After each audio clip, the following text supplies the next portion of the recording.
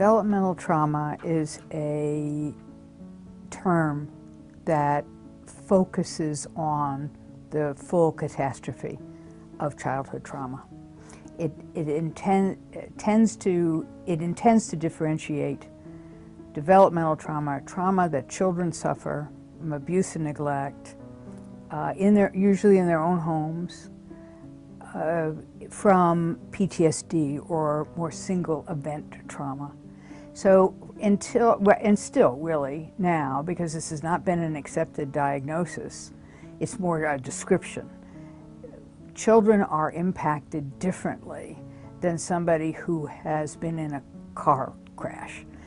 So when there is significant neglect or physical or sexual abuse, the alignment that's required between parent and child for optimal brain development, not just character development, but optimal brain development, isn't there. And what we see then is we see learning difficulties, behavioral problems, relational problems. These kids and the adults they become can't relate, sometimes become antisocial. As adults can be diagnosed with borderline personality disorder or antisocial personality disorder.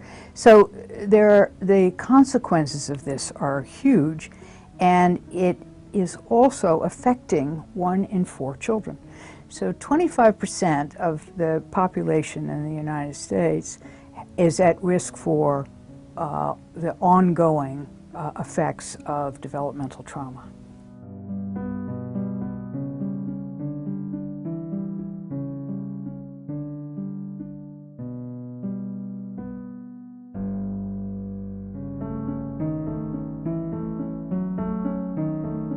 What happens when there is good enough attachment is that the child's prefrontal cortex develops.